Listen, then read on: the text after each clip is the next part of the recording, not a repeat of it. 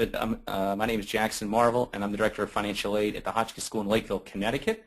And here today we're getting snow outside, so a nice wintry day. So what better time of year to talk about financial aid than mid to late December? I'm glad you could join us today. For us, as part of our mission today is to leave you with a more thorough understanding of the SSS methodology and define and analyze sort of key triggers that can affect differences in awards between schools, which hopefully then will have you go back to your office and have conversation about your policies with other office mates. I found that in terms of financial aid, it's a lot easier to talk to families about aid awards when you yourself have a more deeper understanding of how the methodology works and the key triggers that can affect those awards.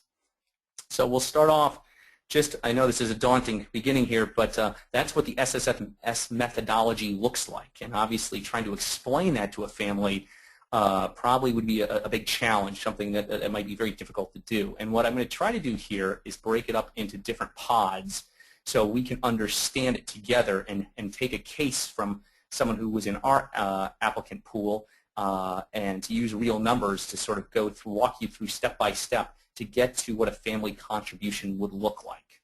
So the first pod we're going to focus on is determining a family's effective income.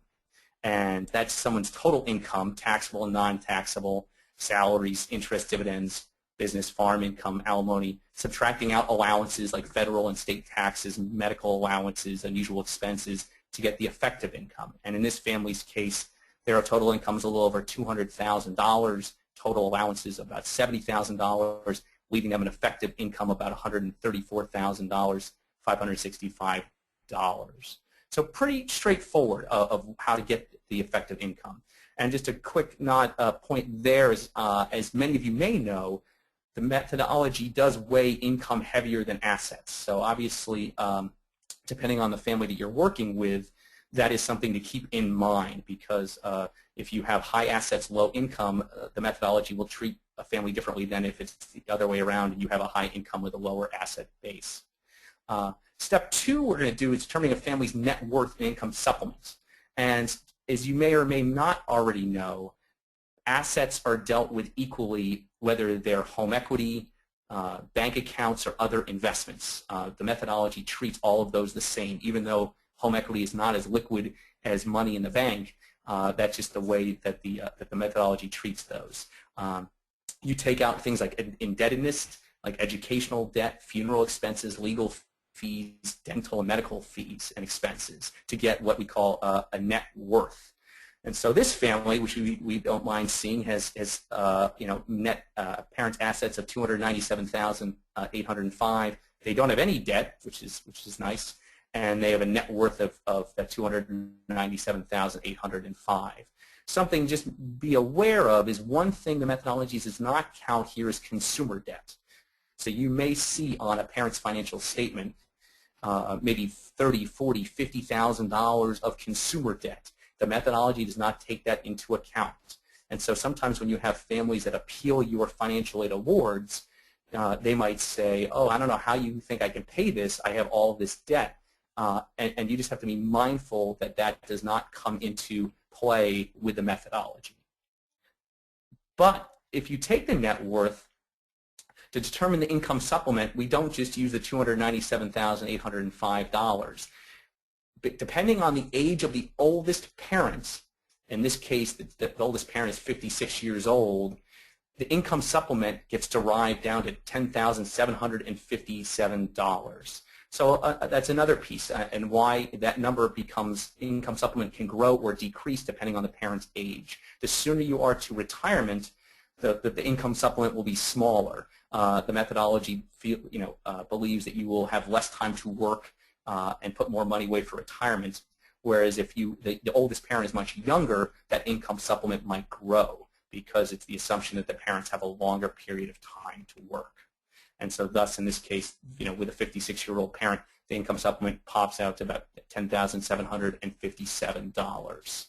So basically, if you look back at our methodology, we've quickly figured out what a parent's effective income is and income supplement. And I'll just pause quickly to make sure we don't have any questions. Jackson, we have Eric asking, how do you feel about ignoring home equity while calculating aid?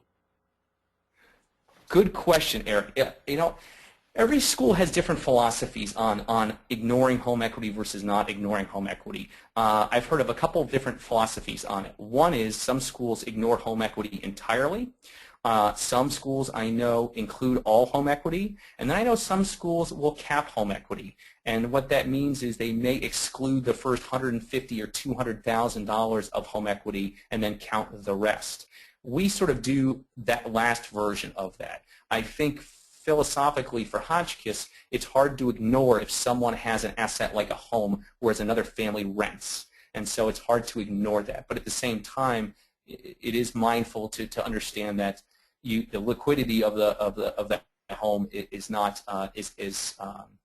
is easy to derive than it was maybe 20 years ago. And so a family may have some home equity, but A, do you really want them to sell their home, and B, you know, can they take a loan against that? That might be very challenging. Thank you, Jackson. That's all we have right now. Perfect.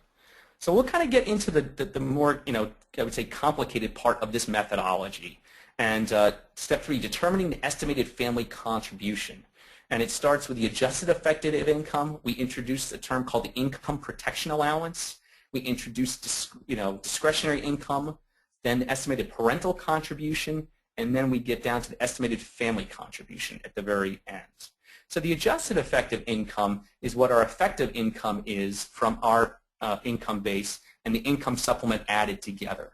So in this case, the adjusted effective income is $145,322. Now, the next step here is we then will subtract from that an income protection allowance. And people might ask, what is that? The income protection allowance is an allowance to cover families' basic needs beyond taxes and unusual expenses.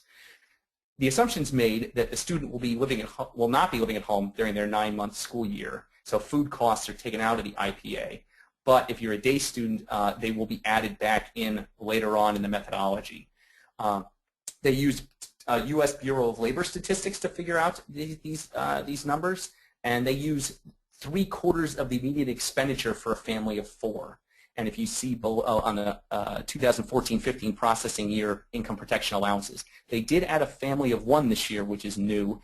Before that, I believe family of 2 was the smallest number. Just be mindful here, again, only using 3/4 of the median expenditure. In many families' minds, you're sort of not giving them enough credit for the family expenses that might be a family might endure during a year. But this is what the income protection is, and this is how it's derived. So it's not a random number that SSS comes up with. It's done through the U.S. Bureau of Labor Statistics. So in this case, we're working with a family of 4. So we'll take their adjusted effective income, subtract the income protection allowance, which is $33,979, to get to discretionary income, which is $111,343. Now, SSS does not expect a family to use all of their discretionary income on education. Interesting to note, if you work with domestic students and international students, you may find sometimes international students may expect to contribute a higher amount of discretionary income towards education. I think that's a cultural piece that I've noticed in my 9 years at Hotchkiss, is that sometimes families will expect to give more than what an award that we may make. But the way the methodology works is they do not expect you to contribute all of that discretionary income. And the next step goes over, well, how much does SSS expect one to contribute? And basically, this chart here is the expected rates of contribution from discretionary income.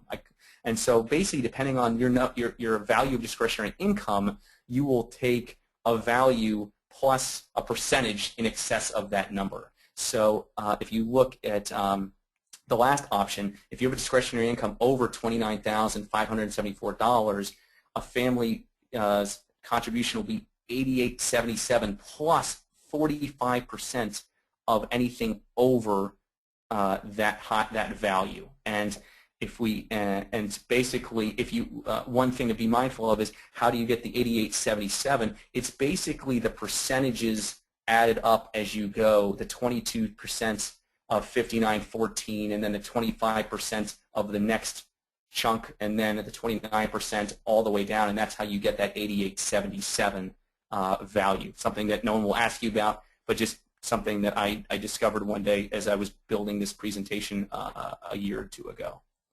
So for this case scenario, basically their discretionary income is $111,343. They're sort of in that top, what I call top tax bracket. So they have 8877 that they will off to the left. Off to the right, you're figuring out how much is sort of the contribution at the 45% rate. And in this case, it's $36,796. So we add the 36 and the 8877 together. We subtract the 1739 because at the moment we're taking out the fact that this is a boarder, and the methodology assumes it's a day student at the moment. And so the estimated parental contribution is $43,934. And I'll pause again just to see if there's any questions, because I know some of that is a little bit confusing. Yes, actually we do have a couple, Jackson. Peter is asking, how do you treat significant consumer debt?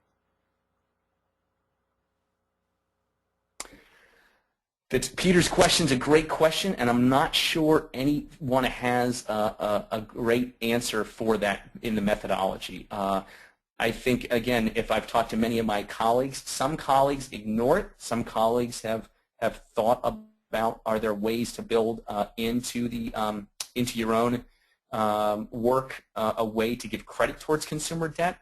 I'm very mindful of it as I give an award out. Not that I will maybe alter the award, but I also wonder, based on my award, is it something a family can manage? And that's something that I try to have deep conversations with a family about, to understand their debt, to understand their situation. That's where a phone call, I think, is wonderful. Obviously, many people were busy in the month of February, and even in early March, and people might not find it's a great time to make phone calls. But I feel like really understanding a family's financial circumstances maybe can help you, when you're making your award, to make sure you're taking into account all situations. So at the moment, we do not treat consumer debt as part of the methodology ourselves, but I'm very mindful to that aspect, and it worrisome to that aspect, to be honest, when making an award, trying to figure out how could a family afford this award. So I'm not really giving you a great answer there, but but at the moment we don't treat it in the methodology as of now. Okay, thank you. John, Karen, another question? Yes, John is asking, he's assuming that IPA is not associated with day schools. No, the IPAs, no, as part of the methodology, the income protection allowance is for boarding and day schools, because it basically takes out, that's why you subtract the 1739 on this slide now, is because it takes into account other natural expenses a family has that are just living, living expenses that are not taxable or unusual expenses. So the IPA is in for day schools and boarding schools. Every year, SSS has a number, and it's usually about 1739, that you would either add or subtract to your award depending on whether you're a boarding student or a day student. Great, thank you. That's all we have for right now. Another question? That's it for right now. Great. So our estimate, So our estimated parent contribution is $43,934, but we're not finished yet, because in this situation we have two kids at tuition charging schools, and both of them are boarders. And so basically what we do is we take the estimated parental contribution and we divide that number by the number of kids in tuition charging schools. And then if they're boarding students, you add back the 1739, and SSS usually will do this for you, and then you'll get the estimated family contribution of $22,837. An interesting thing to note here is under student asset contribution is a 0, and in many cases that might be true. However, be mindful that sometimes students have accounts, and they might have $10,000 or $15,000 or $20,000 in those accounts. Sometimes parents will tell you that that's money set aside for college, and sometimes it will actually be in a college instrument that cannot be used for boarding school. Many times it's not. It's just been savings set aside for college, and families will have to, or schools will have to make a decision on how they want to treat that. How SSS usually treats it is it sort of prorates it over the number of years a student is going to be in school, both high school, college, middle school. So let's say, hypothetically, Hotchkiss is entering grades 9 through 12. If a student is coming in freshman year, it would be assumed that a student has 8 years of school left. And if you have $40,000 of student assets, divide that by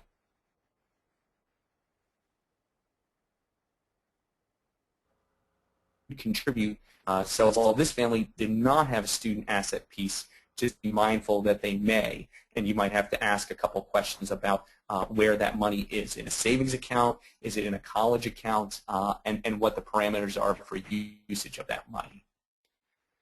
So our tuition this year is $49,940, and estimated family contribution is $22,837, and their financial need is $27,103. Obviously, we would probably do some rounding here, but I'm just using the math as it comes to me to come up with these numbers. And that's how we would figure out, or how SSS sort of figures out what a family contribution is for a family.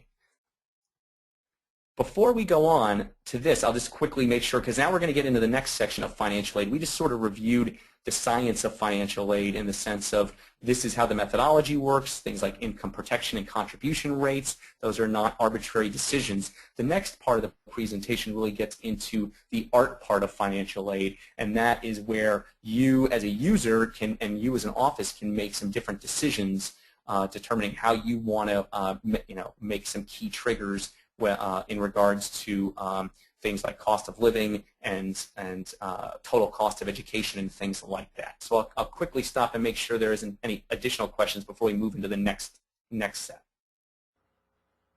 Jackson, we do have a couple of questions. Sure. Dawn is asking, do most schools verify sibling enrollment in other tuition charging schools? Great question, Don. You know what? I think more and more are doing so. I would say 3 or 4 years ago, I would say no. But that's a big trigger, as you can imagine. And so more and more schools I am aware of, many of my peer schools, will ask families to send them a copy of their enrollments at the bill that they receive maybe in the spring, and with their aid award if they have some aid award or their enrollment contract.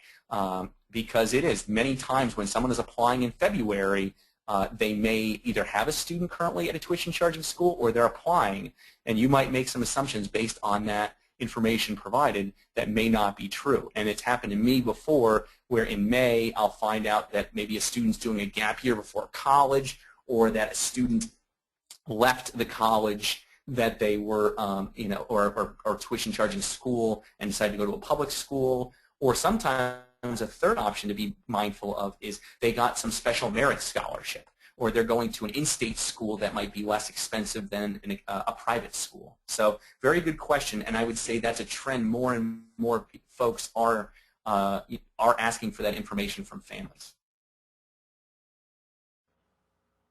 Thank you. Roberta is asking, does the methodology take into account savings accounts as assets?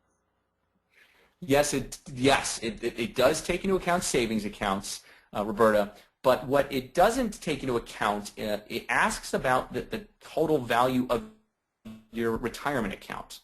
It does not take into account, though, that is a vehicle that could be put forth towards education. However, obviously, as a family fills out the parent's financial statement, it does ask for what your annual contribution is, and it does put that into the methodology. And so, and obviously, this is a choice a family, I would say, a school can make. Is if a family has $1 million or more, a very large sum in their retirement account, and a school appeals your award, you may, you might not budge on that, and that value will be part of the methodology. However, if a family has little or nothing in their retirement account, you might protect their annual contributions to their retirement account and take that out of the equation, because you're mindful of the fact that they don't have much left in much or anything in their retirement account. So while savings accounts are, as well as stock, ownership or home equity, anything like that, second properties, land, partnerships, all those things, retirement accounts are not part of the methodology on the asset side, but the contributions are entered as part of the income side of things. Okay, that's all we have for right now.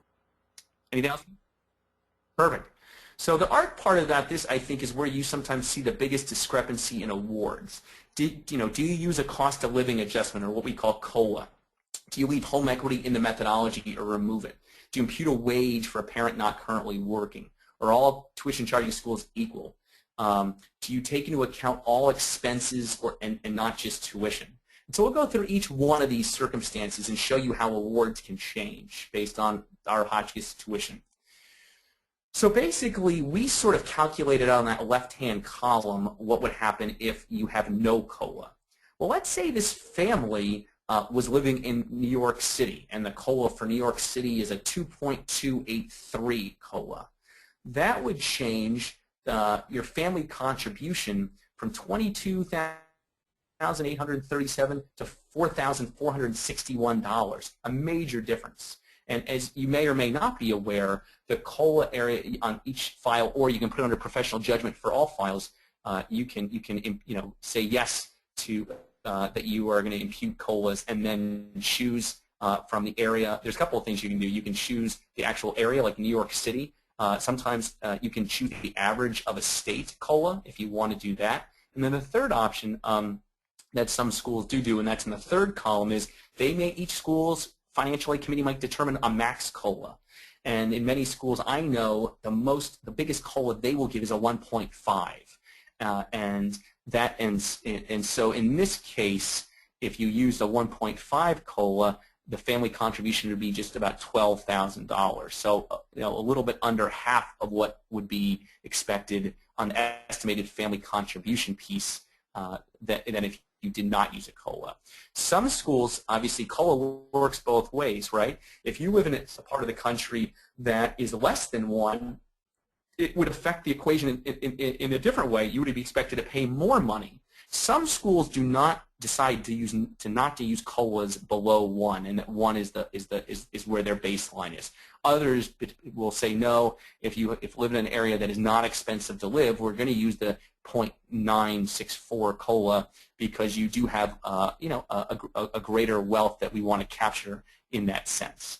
So COLA is a big trigger, I would say, in determining awards, and some people will use, as I said, SSS's COLAs that they put forth. There's also a city data website that you can search by zip code if you want to get what cost of living is in a particular zip code, and that's another tool that some of my colleagues will use as well. So just to be mindful of that.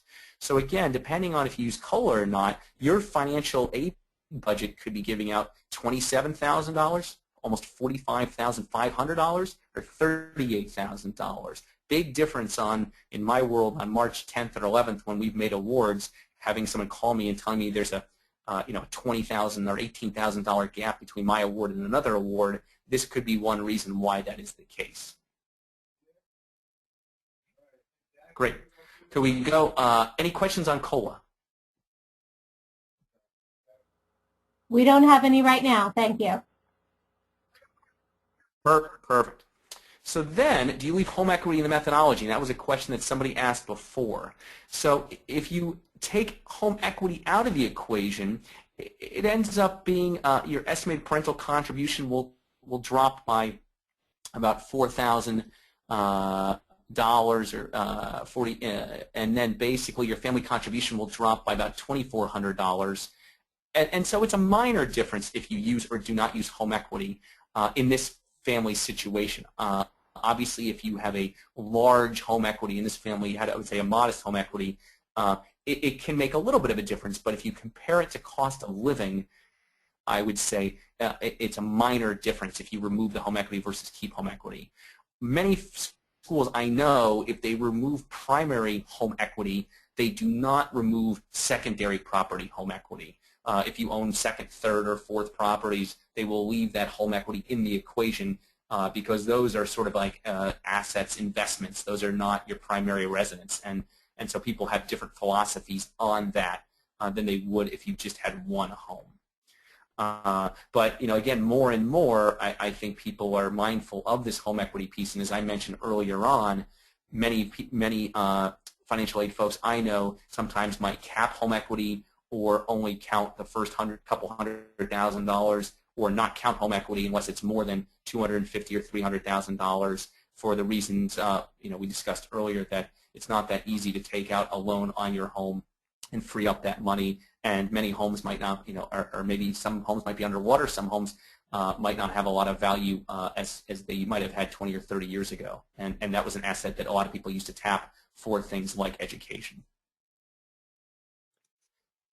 Do you impute a wage for a parent not currently working?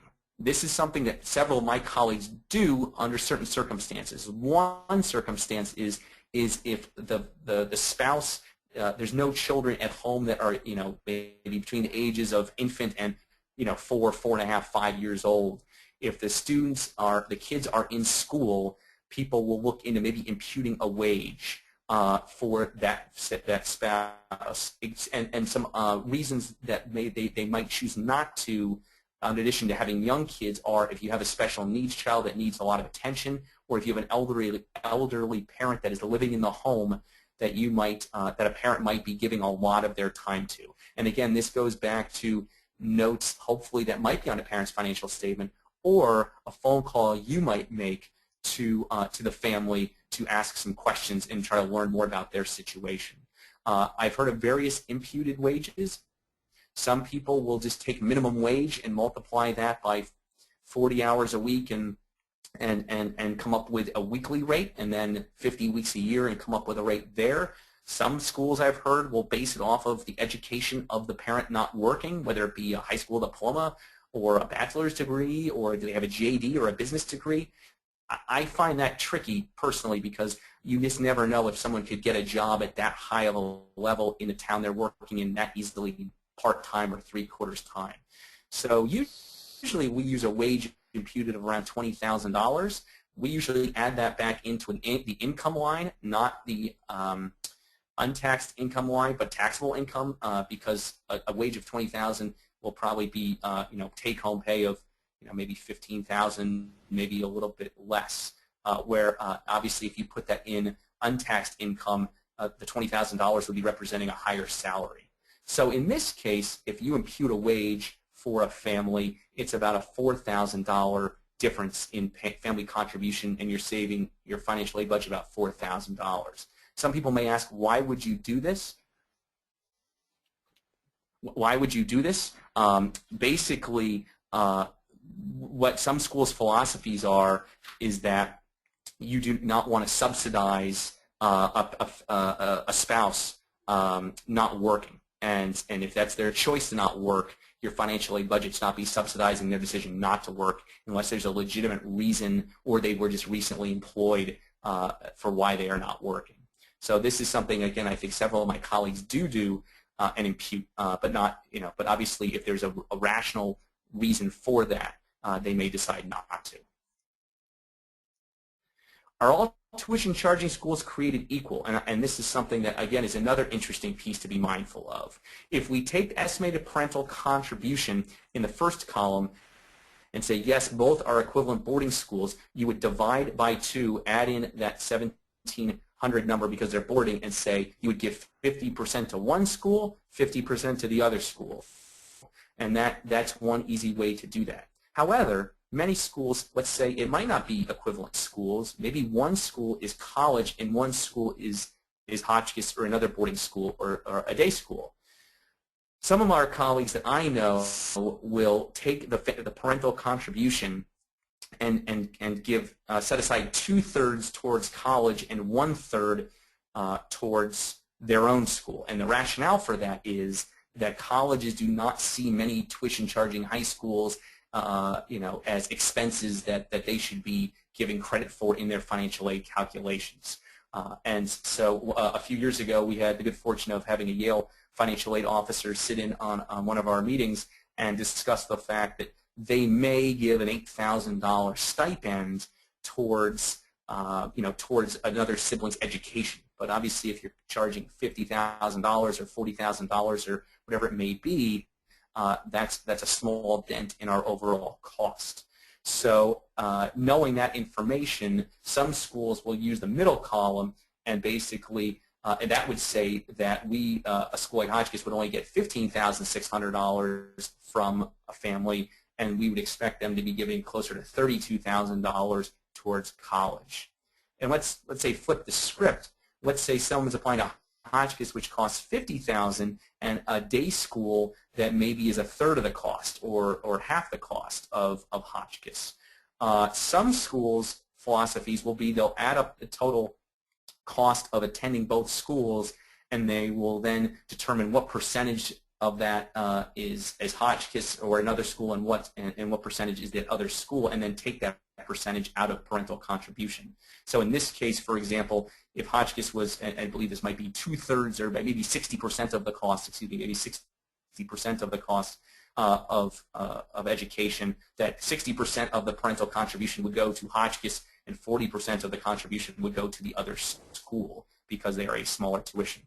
And again, that's not a set policy. That's just something that I know some schools do and are mindful of, because again, if you cost $50,000, be dividing a parent's contribution equally if the other school that they're applying to costs $15,000, and that might not be reasonable. So again, some different ways that schools may treat children in other tuition charging schools.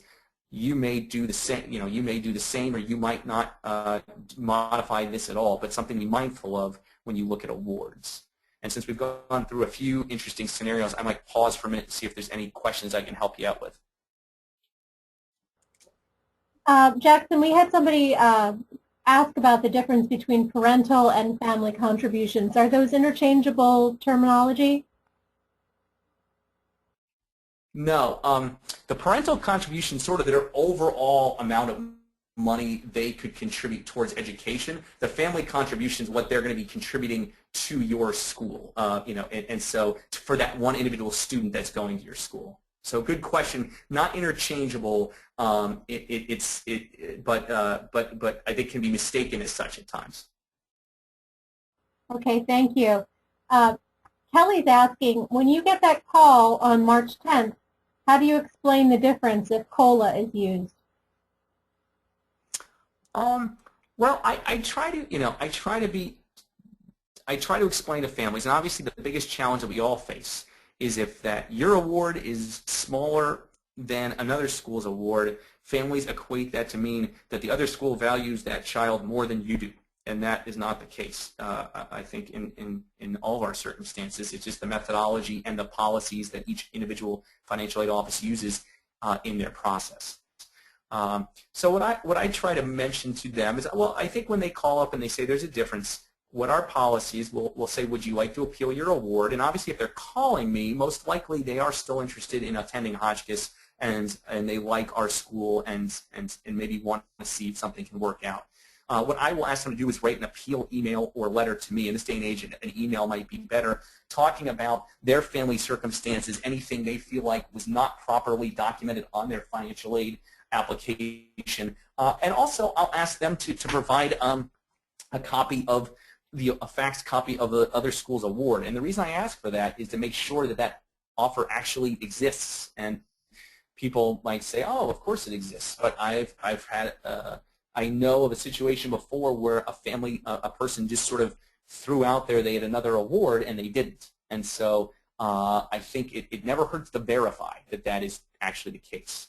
The tricky thing you'll find is some schools have a match policy where they'll say, okay, if it's an $8,000 difference or $10,000 difference, we're going to match that award. Some schools do not believe in that, and they will, if there's a legitimate reason to make a change on the award, they will do so, and if not, they'll leave their award as is, and they might lose a student over that, which I think obviously we never like to do, but we have to be mindful that our financial aid budgets are not just about one student, they're about many students, and that we have to, there's a bigger picture in play here. It's not just that one family. I would also be mindful too when families call up. I've had confusion before because maybe another school's award is bigger, but maybe their tuition is larger. Maybe they have more hidden costs, hidden fees associated with their school than you do. Maybe yours is an all-inclusive tuition. And just make sure people are aware of that as well. Because I've had people say, oh, they gave me $28,000 and you only gave me $23,000, but then they figured out that the other school has a $4,000 tuition that, which is higher by $4,000, which nullifies much of that difference in award. Okay, thank you. Roberta is asking about the $20,000, I guess, imputed wage total. She's Sure. asking, is that an arbitrary number or did it come from somewhere? You know, I think I've heard some people will do minimum wage. The $20,000 in this case is more of just a set standard that has been used for several years in that calculation. And so I would say it's not, I would say, a universal number everyone should use. I think it's a policy that was set by a committee to determine that that was the appropriate number for that instance. But that's why I think it's one of those good conversations to have as a committee to talk about, if we're going to impute a wage, what do we think is fair? And I think having those conversations amongst a few people is important.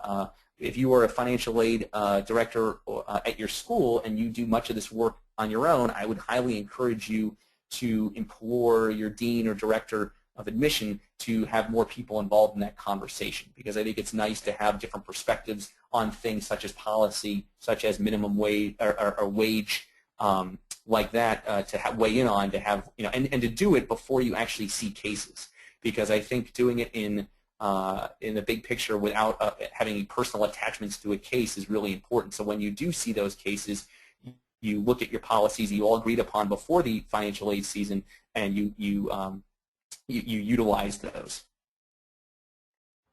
Okay, thank you. Wallace is asking, how are divorced parents and the income of new spouses taken into consideration? If both parents are remarried, do you look at all 4 incomes or just the 2 biological parent incomes? Well, many schools will state that they will look at the natural parents, but also ask for information from the new family members, and that can be very challenging. But they also will state, and schools will state, that we take into account all of the expenditures that the stepmom or stepdad have that towards their own biological or natural families that they have to take advantage of. I think schools are very mindful that if you have a step-parent that makes $500,000 and they're remarried, that it's hard to ignore that information. Very challenging, and if you've not seen this already, very challenging when you have step-parents that do not want to partake in this process, who are active members of their stepchild's life, and that is really challenging. And some schools will bend on that, and some schools will say, I'm sorry, we'll not award you any financial aid unless you provide this information to us. So that's a subjective question, what you're asking. I think every school manages step-parents information differently, but the parent's financial statement in SS expects step-parents to include their information, provide their W-2s and taxes, all of those things when their stepchild is applying for aid. And it's then up to the financial aid director to understand what their own respective expenses are towards their own children and their own alimony they may be paying to a divorced parent, their former spouse, things like that. Okay, thank you. Lynette is asking, you mentioned that you'll accept appeals from families to provide additional info or rationale as to why they feel they need additional assistance. Do you feel that you have to revisit the same application multiple times as parents try to reverse engineer the discussion and negotiate the best deal for themselves? You know, we're lucky. I mean, I think that there's, I would say, many schools will tell you that they statistically might expect 20% of their families or of new families, or 15 to 20% to appeal every year. I think you're right. I think definitely there are some people out there that are going to try to negotiate between schools and try to keep moving numbers down. I think I'm pretty sensitive that if someone is talking to me, I'm going to treat them in good faith at first. But if we have continuing coming back to us and saying, oh, this school now gave us more, what are you going to do, just to walk away and say this is the best situation we can offer you and be willing, again, to lose a student. I know, again, in 9 years of working in financial aid, I think it's easier for me to say that than it was in my first or second year, because you put a lot of work and effort into calculating those awards, and the last thing you want to do is feel like you're losing a family when you put together a very thoughtful award, being mindful of their financial circumstances. But I would say that you have to, I think it's important to appeal, because sometimes families do leave things off. I say this to families in the application process over and over again: put as much information on the parent's financial statement as you can, because if you don't, you're allowing financial aid directors to make assumptions based on the numbers you provided, and having those extra that extra couple sentences talking about why you send $10,000 overseas to your family in another country is important to you, then that financial aid office at least can determine whether they think that's a viable unusual expense or not. So I might, Karen, continue on and then take more questions at the end so we can go through a few more of these scenarios, if that's okay. That sounds great, Jackson. Thank you. Perfect. Do you take into account all expenses? If we get back to, our tuition is listed at the top. We have a technology fee. We assume books and supplies will be $850. Health insurance, let's say, if you don't have insurance that covers you in the state of Connecticut, your family, if you're an international student, your family would have to maybe buy the health insurance the school offers through a third-party provider. Travel, let's say you live in Pennsylvania and driving up and back 5 or 6 times a year, however it is, might be a stipend that you want to set aside for a family in your calculations. Health center fees. I feel like we're getting more and more fees here. So total expenses really maybe to attend a school like Hotchkiss is closer to $53,000, not the $49,940 that I first mentioned before. And if you take into account those extra expenses, maybe a student's real financial need is closer to $30,000, not $27,000. And while that might not sound like a lot, obviously, if you're, that can feel like a lot to a family who maybe is just affording one of our educations, and that that some of these costs are a part of their natural life of being in our schools. They have to travel to get there. They have to buy books. They have to, the tech fee is something they have to pay. Those types of things. And so I think it is mindful to ask. Now, obviously, if you have a limited financial aid budget, you might start feeling like you're giving nicer awards out, but fewer. And that's something that I understand schools are very mindful of, and you're trying to stretch limited financial aid resources. But I do think it is worth at least considering amongst your office of what maybe are non-negotiable extra costs that you really should include in the total costs of attending our schools, that really, while they might not be in the tuition, they really should be, because it's a must that you cannot avoid. And so again, that's a $3,000 difference.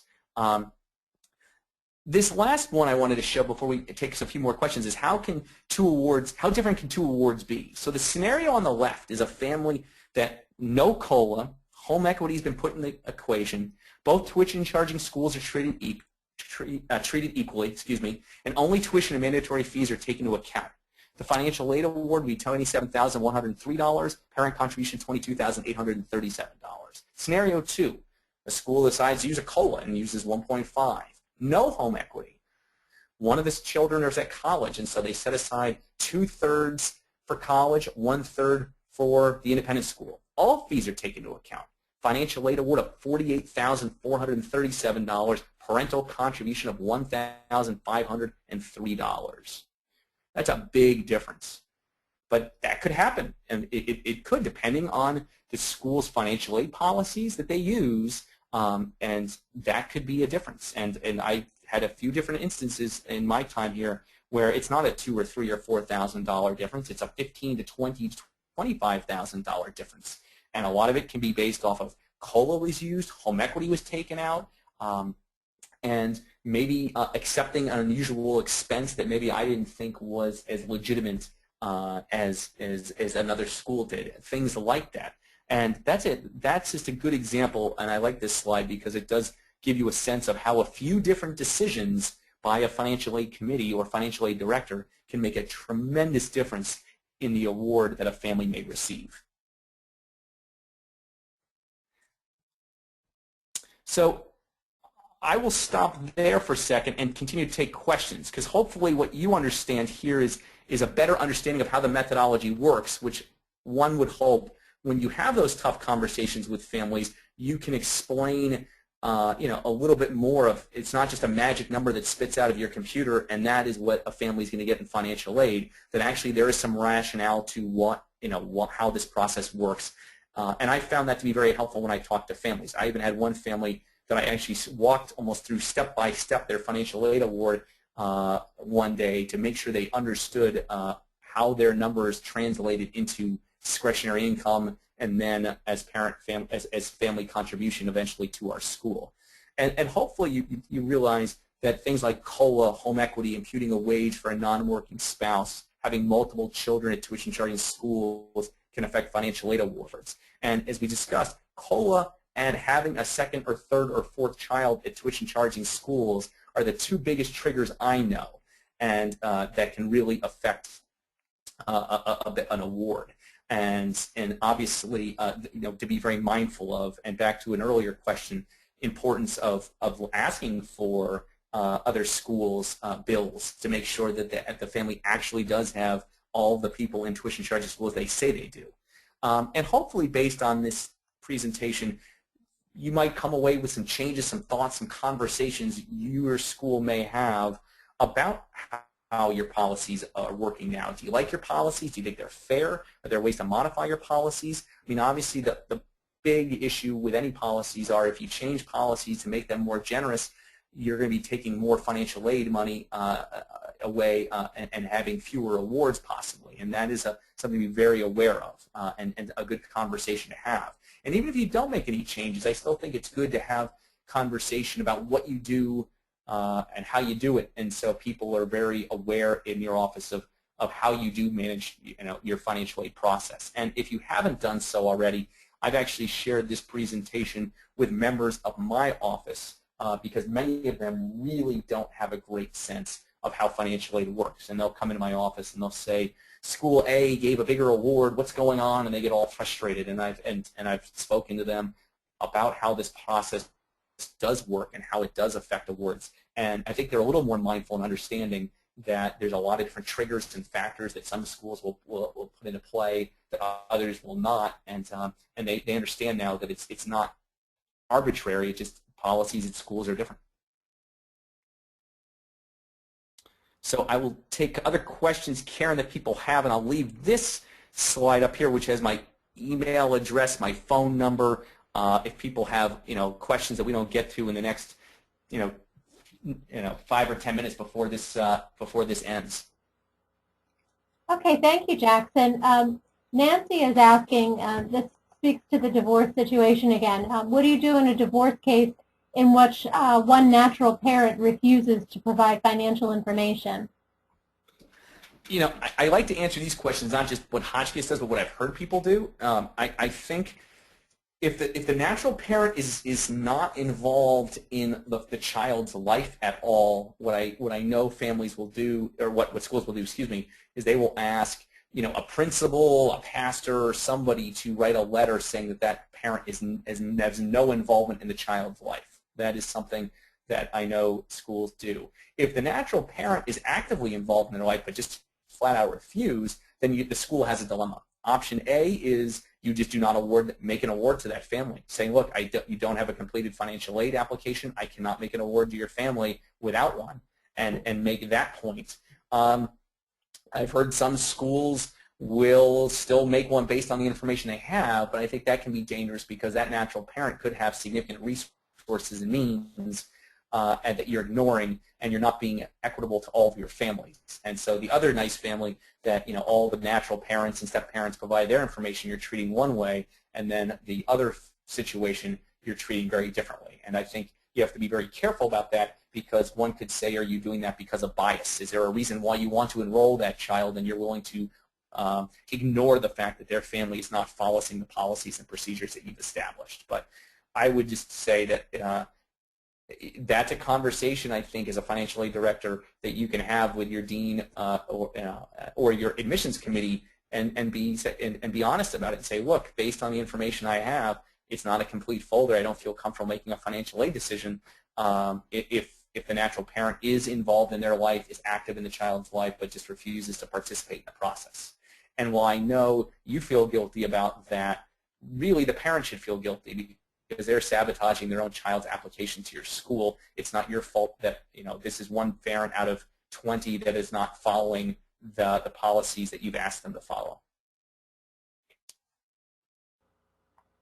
Great. Thank you so much, Jackson. Jared is asking, do you factor in admission ratings or merit when determining a need-based award?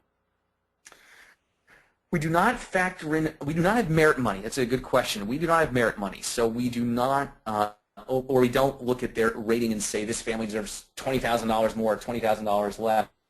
One could argue in our admission process that in order to be admitted, you're going to have a pretty favorable admission rating. We're fortunate. We've got a fairly large admission pool. And so at the end of the day, and we're not need blind, we have about an $8.4 million financial aid budget that goes to about 35% of our students, but we have many more kids that apply for aid that we just cannot assist. So I guess in many of our schools' pictures, you would argue to some extent, obviously, admissions rating goes into play of whether you're actually admitted and funded or not. We do not have a financial aid wait list. Some schools do. So if we're not able to fund a student, we will waitlist them or deny them depending on what their admissions rating is, but we do not admit or wait and a student without funding. Great, Jackson. Thank you so much. That's all the questions that we have for today, and it looks like we're just about at the end of our time. So I'd like to thank our audience for tuning in, and a special thank you to Jackson for providing us with this insightful webinar. Just a reminder, a recording of this presentation will be made available on the webinar page in the professional development section on admission.org. I want to thank you and have a wonderful day and a lovely holiday.